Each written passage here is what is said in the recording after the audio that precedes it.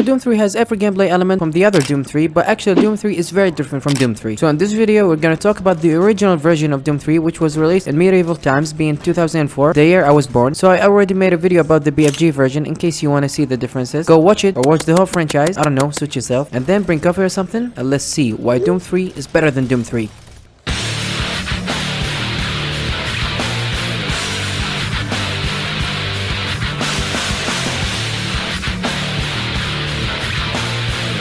Even though the gameplay is actually 90% the same from the BFG version, that 10% changes a lot and all of the things that really matter.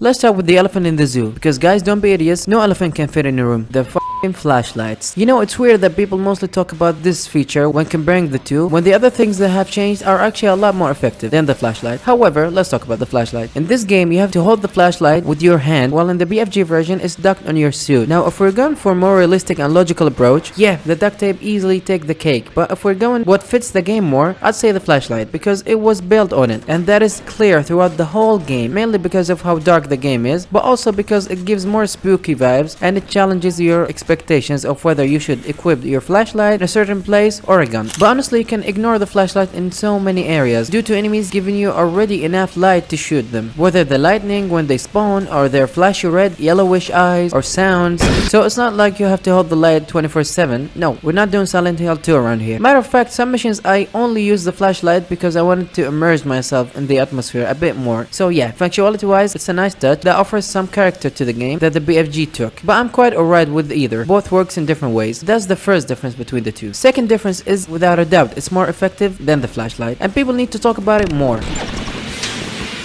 As you know, Doom 3, if not a survival horror, it at least has multiple survival horror elements into it. Survival horrors are famous for one thing, giving you less ammo than your mom gives you food when you're grounded. Many moments I ran out of ammo for multiple guns in my arsenal, and when the game took all of my ammo for like 2 times, it was refreshing and a challenging experience, of course. That's a good thing because a game like Doom 3 heavily focuses on horror elements in its gameplay, so giving you less ammo and health made it more nerve-wracking and spooky, because I wasn't always sure if I can take a big fight now or need to loot a bit more. However, even with the OG version on normal difficulty, could have used to cut even more ammo and health, because still the game is pretty generous, and I feel like part of that because it's still a Doom game after all, so they were like, nope, we're giving you quite a good amount of ammo. However, what we have is very decent and much more enjoyable than the BFG version. Services are free and confidential. Just like the BFG, if not more, the game is quite spooky and honestly very scary at times, and I don't get scared easily. It's refreshing to see a Doom game that take that approach, most definitely. And the old sound design and visual did nothing but increase the horror level to the maximum, like the screams and the evil laughs and the demons noises and the environment sounds and the exploding vibes or the vents covers have been crafted perfectly by the devs to scare you, and they did a fantastic job at that.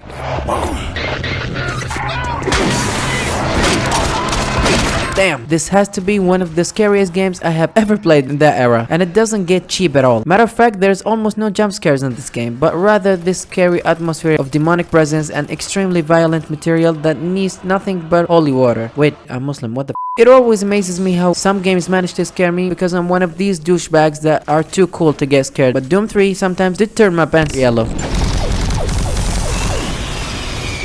So the guns are the same as the BFG version, so there's almost no need to talk about it once again, but know this, every gun in this game now feels more scarce because of how little you get to use them compared to the BFG version. Like the chain gun now feels like a treat after a hot long day at the gym. I don't do gyms, but that line is for you guys since it makes sense that Doom fans lift weights.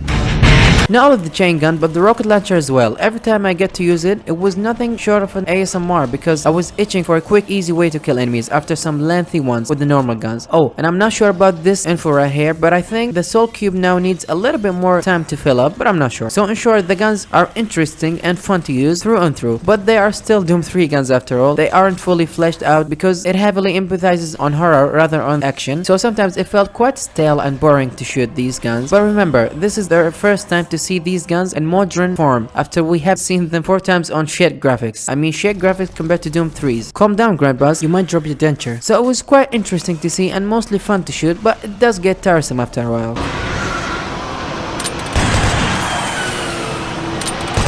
Alright, so here we're gonna see some changes, some for the best, but the thing that's for sure is that it has a similarity with Call of Duty Infinite Warfare. No, not that both games were received as bad as the new restaurant, is that both games the screen shake more than a milkshake. Wait, the milkshake doesn't shake. Then why the would you call it milkshake? And it's not even funny. Like, that's unacceptable. If I was getting hit, I'm already in a bad spot. Shouldn't the game let me try to pull myself out of it? It doesn't matter if you get hit by a small enemy or big enemy. Be ready to shake like a horse in Japan during an earthquake. Anyway, as I said, some enemies have been changed, while more than one have been altered just a bit. Demons like the man cubes are having increased damage for all the good reasons. Same goes with the tyrant. Even the bosses like the final boss is an actual boss, not just gimmicky one-shot boss. I like these changes. Almost every enemy felt good and challenging. All of them hits harder, that's for sure. But the Hell Knights now not only does hit harder, but now it's sort of a mini boss, which is quite interesting. It's weird what I'm saying now about the vanilla version because the BFG released after it, so it should upgrade it, but that's that. These fat things, which reminded me of Dark Souls 2 boss fight, is so annoying because of the screen shake. Like, I swear I can't even move while being hit. The flying sleepy demons move extremely weird and awkward, just like the BFG version. And many other demons stayed the same, but thankfully the number have been increased of enemy encounters, which made for more fun and challenge than the BFG version. To me, they are good, but towards the end of the game, it once again gets tiresome and a little boring when you know what to do. But even then, the game does a bit of changes to keep you interested. Lastly, the reason why many people including me are not the biggest Doom 3 fans, enjoyed, maybe, not fans. While charming and technical at first, just like the BFG version, with the whole futuristic look and tools that are just so damn cool and stylish, even till this day. Like, I was just impressed by how they managed to pull that off in 2004. I was thinking, like, many of these technical stuff have been from the BFG version in 2012, only because no way they could have done all of that in 2004. Turns out they did, and it's amazing. However, Doom 3 liked to self-destruct by doing one good thing and one bad thing for almost every element in this game, and the design is no stranger to that rule. The game still feels repetitive and just soulless towards the end, and the whole facility theme gets really boring and overused. What they showed us what could have been, like the oxygen sections more, or giving us more hell levels or hallucination levels, I don't know, anything. Just like 90% of this game is this boring sci-fi facility look, and your eyes gonna catch up your eyeballs from the first 3 hours, let alone a whipping 7 to 10 hours looking at them. So, while not the worst thing in the world, and definitely not the worst designed Doom, but Doom 3 doesn't have the brightest design either. One thing I have to give warning for before a bunch of you gamers junkies gonna go out and buy it because of the positives I mentioned. I need to mention these things because I don't want to give you a bad influence to buy a product that's not properly supported using modern hardware. Yeah, it's bad. If that's not Splinter Cell Bandura tomorrow, I don't know what is. Ubisoft, fix it. I love that game. So in short, the game runs at a 64 FPS maximum only. Yes, you heard me right. 64 FPS only. And if you're not a nerd, then you need to know monitors that have higher FPS than 60, like 120, 144, 165, have increased latency if the game does run on a lower frame rate than your monitor. So that means your 60 FPS is gonna feel like 45 or 50 FPS to me. And if you manage to tweak the settings and change it, you're gonna end up letting the game have increased speed, so that means people move and talk like XQC. Same goes for the graphics and the resolution and the aspect ratio. It's weird because when you change it, it goes back to its state automatically. And I have tried multiple things and even downloaded tools, and that's something I avoid mostly, but still, it doesn't fix it for me. Yep, Doom 3 is like one old guy who curses at the new generation 24/7, so for that alone, many people should avoid the vanilla version. However, if you get into it and leave the technical side and hardware, it's a different story. There's much fun to be had.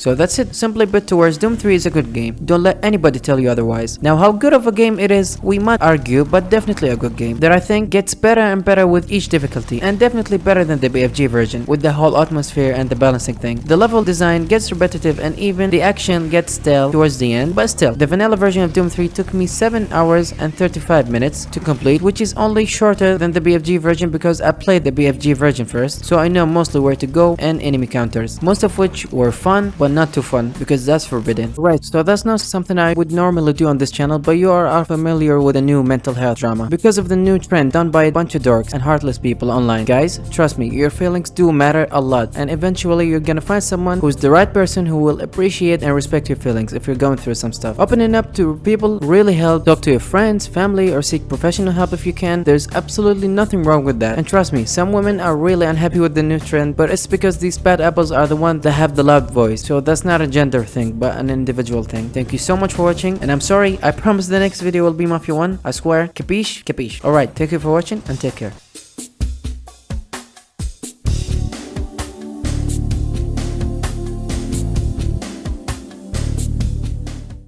see that Counselor Swan is sent directly to me.